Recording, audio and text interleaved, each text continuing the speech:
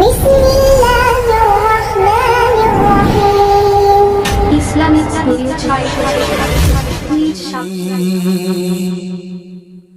6 জান্নাতি হতে চাও যদিও গোনারি মরদা বসিদা হও ও গো মা জননী জান্নাতি হতে চাও যদিও গোনারি মরদা বসিদা হও ও গো মা জননী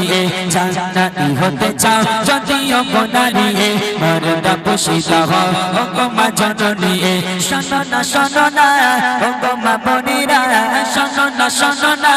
ও গো মা বোনেরা কেমন ছিল মা ফাতিমা জননী জান্নাতি হতে চাও যদিও গোনারি মরদা বসিদা হও ও গো মা জননী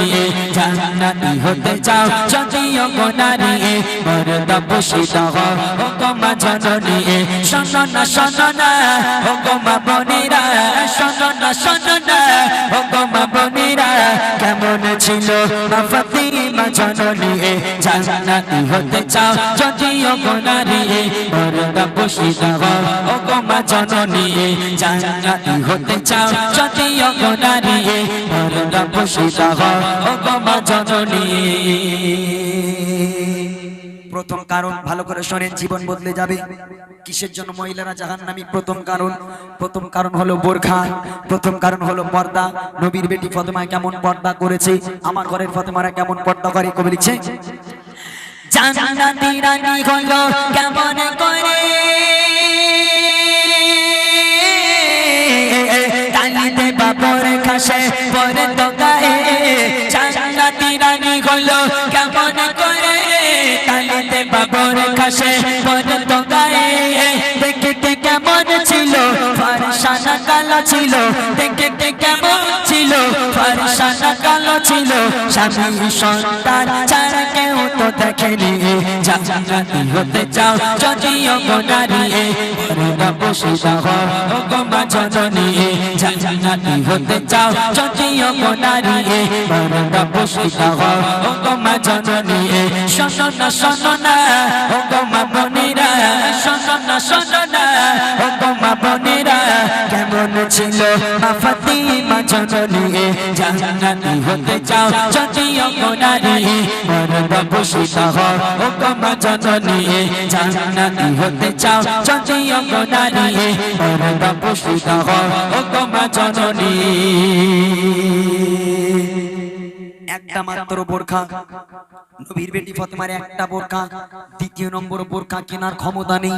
একটা বোরখা দাও, চতুর্দিকে তাবলি মারা ছেঁড়া সেলাই করা বোরখা, ময়লা বোরখা। এই বোরখা পরে মা ফাতেমা সারা জীবন কাটিয়েছে, একটা বোরখা পরে সারা জীবন কাটালো। তারপরেও আম্মাজান ফাতেমা তিনি লম্বা ছিলেন নাকি তিনি বেটে ছিলেন, তিনি ফর্সা নাকি তিনি কালো, তার স্বামী আর সন্তান এই দুই পুরুষ ছাড়া পৃথিবীর আর কোনো পর পুরুষ আম্মাজান ফাতেমাকে চোখে দেখেনি।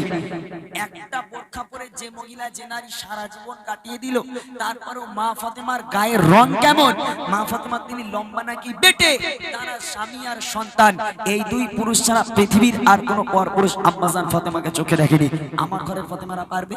বাপ যদি বলে মা তোর বাপ নামাজ পড়ে, তোর মা নামাজ পড়ে, তোকে বোরকা পড়তে হবে। আমাদের ঘরের বোনেরা রাগ করবেন না আপনারা, আমাদের নিউটনের দিকে যেটা হয় সেটা বলি। যেই বাপ বলবে মা বোরকা পড়তে হবে, তখন আমাদের ঘরের মেয়েদের মুখ বাংলার পাঁচ হয়ে যাবে, বোরকা পড়তে এসে। যদি বাপের চাপে খুব চাপ হয়, তখন মোটামুটি মায়ের কাছে বলে তোমার স্বামীকে একটু বোঝাতে পারো না, একটু বোঝাতে পারো না। হ্যাঁ, এখন বোরকা টোরকা চলে, এখন কলেজে যাবো প্লাজো জিন্স টপ এসব পরে যাবো, এখন বোরকা পরে কি কলেজে যায়? মান সম্মান থাকবে আমার? রাগ করবেন না। আল্লাহ রসুল বলছে, আমি যখন মিরাজে গেলাম দেখলাম অধিকাংশ নারীরা জাহান্নামের আগুনে চলছে। কিসের জন্য চলছে? কতটা মন দিয়ে শুনেন। একটা বোরকা থাকা সত্ত্বেও মা ফাতেমার গায়ের রং কেমন ছিল কেউ কখনো দেখতে পাইনি। আর আমার ঘরের বোনেরা তারা তো বোরকা পরতেই চায় না। তাহলে সে জান্নাতের রানী হবে নাকি আমার ঘরের বোন জান্নাতের রানী হবে? কবি লিখছে জান্নাতি রানী হলো কেমন করে তালিতে বাবর কাছে পরে তো গায়ে। জান্নাতি রানী হলো কেমন করে তালিতে বাবর কাছে পরে তো গায়ে।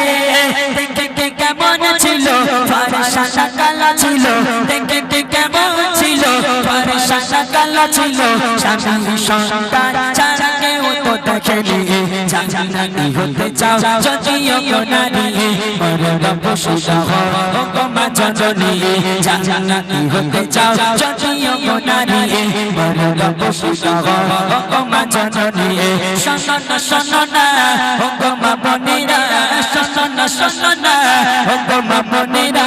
কেমন ছিল মা ফাতিমা জননী জান্নাতি হতে চাও যদিও গো নারী মরণ বসিদা হও গো মা জননী জান্নাতি হতে চাও যদিও গো নারী মরণ বসিদা হও গো মা জননী প্রথম নম্বর গেল বোরখা দ্বিতীয় নম্বর শোনেন কিসের জন্য জাহান্নামী মেয়েরা খুব ভালো করে শুনবেন নইলে সব এদিক ওদিক হয়ে যাবে দেখেন দ্বিতীয় কারণ দেখেন গরিবে দুঃখী ছিল হযরত আলী পারতো না কিনে দিতে নূতন শাড়ি গরিবে দুঃখী ছিল হযরত আলী পারতো না কিনে দিতে নূতন শাড়ি তবু মা ফাতিমা করতো না বঞ্চনা তবু মা ফাতিমা করতো না বঞ্চনা স্বামী ছিল তার নয়নের মনি জান্নাতি হতে চাও যদিও গো নারী মরণ বসিদা হও গো মা জননী জান্নাতি হতে চাও যদিও গো নারী মরণ বসিদা হও গো মা জননী শোনো না শোনো না গো মা বোনেরা শোনো না শোনো না গো মা বোনেরা কেমন ছিল মা ফাতিমা জননী জান্নাতি হতে চাও যদিও গো নারী মরণ বসিদা হও গো মা জননী জান্নাতি হতে চাও যদিও গো নারী মরণ বসিদা হও গো মা জননী হযরতে আলী ছিলেন এত গরিব মানুষ একটা বোরকা ছাড়া দ্বিতীয় নম্বর বোরকা কেনার ক্ষমতা ছিল না 2 দিন খাওয়া হয় তার 3 দিন খাওয়া হয় না অনাহারে দিন কাটে আলীর পেটে ভাত নেই ফাতেমার পেটে ভাত নেই হাসান হোসেনের পেটে ভাত নেই পানি খেয়ে 3-4 দিন চলে যায় তথাপিও আব্বাজান ফাতেমা কখনো স্বামীর চোখের সামনে দাঁড়িয়ে স্বামীর চোখে চোখ রেখে বলেননি যে আপনি আমার স্বামী হওয়ার যোগ্য না কেন না আপনি আমার একটা শাড়ি কিনে দিতে পারেন না একটা বোরকা কিনতে পারেন না একবেলা খাওয়া দিতে পারেন না কেমন স্বামী কিসের স্বামী আপনি কখনো মা ফাতেমা হযরতে আলীর চোখে চোখ রেখে কথা বলেনি পেটে ভাত নেই পরনে একটা কাপড় তারপরও স্বামীর শুকরিয়া আদায় করেছে মাথা হ্যাট করে স্বামীর সঙ্গে কথা বলেছে আমার স্বামী আমাকে যেভাবে রেখেছে আমি ফাতেমা খুশি শুকরিয়া আদায় করেছে আমার ঘরে ফাতেমারা পারবে এখানে আমার অনেক ভাইরা আছে যারা রাজমিস্ত্রি কাজ করে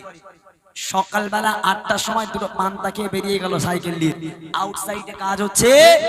আউটসাইডে কাজ করছে রাজমিস্ত্রির কাজ সন্ধ্যা হলো হাত মুখ ধুয়ে হাত পাতলো ঠিকাদার তাকে 400 টাকা দিল এই 400 টাকা নিয়ে ওই রাজমিস্ত্রি আজকে টুক টুক টুক টুক করে সাইকেল নিয়ে বাড়ি আসবে তখন ভাবছে আমার স্ত্রীকে অনেকদিন হলো কিচ্ছু দেওয়া হয় না তো একটা কাজ করি একটা শাড়ি কিনে নিয়ে যাই তো স্ত্রীর জন্য যে 400 টাকা পেল 400 টাকা দিয়ে শাড়ি নিল শাড়ি নিয়ে যখন আনন্দের সঙ্গে বাড়িতে গেল স্ত্রী খুশি হবে যেহেতু বউকে যখন গিফট করা হয় বউ খুশি হয় তো যখন এই রাজমিস্ত্রি 400 টাকার শাড়ি নিয়ে বাড়ি গেল গেটাকে এই ফাতেমা বাইরে আয় আঙ্গা ঘরের ফাতেমা টেম্পা তো সে রহিনকর দেখতিস কেন বুদ্ধি ধরিস তোমার আজকে রহিনকর দেখতিস কেন বলে না একটা খুশির খবর আছে বলে কি খুশির খবর বলে আজকে তোর জন্য একটা শাড়ি কিনে নিয়েছি তখন বউ একটু খুশি হয় যা আমার কিপটে স্বামী জীবনে কিছু দেখি আজ একটা শাড়ি তো এনেছে এখন বউ বাড়িয়েছে বলে দাও শাড়ি দাও শাড়িটা হাতে দিল উল্টে পাল্টে ভালো করে শাড়িটাকে দেখে চোখ দুটো আমরার মতন বড় বড় করে স্বামীর দিকে স্বামীর দিকে তাকিয়ে বলছে বলে এটা শাড়ি বলে কেন কি হয়েছে বলে মানসি পরে বলে কি হয়েছে তোমার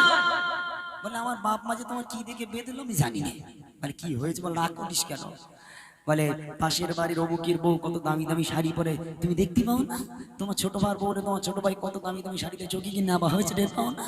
হ্যাঁ 400 টাকা শাড়ি এনে 10 টাকা দিয়েছো ভালোবাসা টাকা দিয়েছো দূর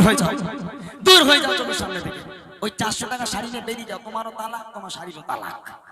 আমাদের ঘরের ফাতেমা রাগ করবেন না আল্লাহ রাসূল বলছে ফাতেমা কখনো তুমি স্বামীকে কষ্ট দিও না আমি তোমার আব্বা বলে যাই আল্লাহর পরে যদি কাউকে সিজদা করার হুকুম দিতাম আমি প্রত্যেক নারীকে বলতাম হে নারী তোমরা তোমার স্বামীর পায়ে লুটিয়ে পড়ো স্বামীকে সিজদা করো খবরদার স্বামীকে যেন ব্যথা দিও না তাহলে ইহকাল পরকাল দুটোই তোমাকে হারাতে হবে তাই ফাতেমা জান্নাতের রানী কবি লিখছে দেখেন গরিবে দুঃখী ছিল হযরত আলী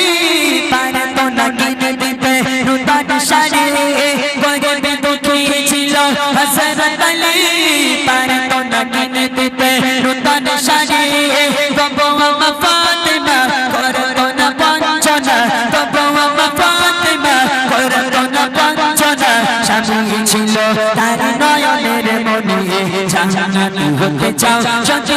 নারী মরদ পুষিতা মা জননী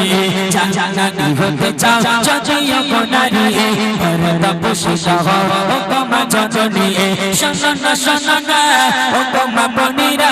শোনো না শোনো না মা বনিরা কেমন ছিল মা ফাতিমা জননী জানানি হতে চাও যদিও নারী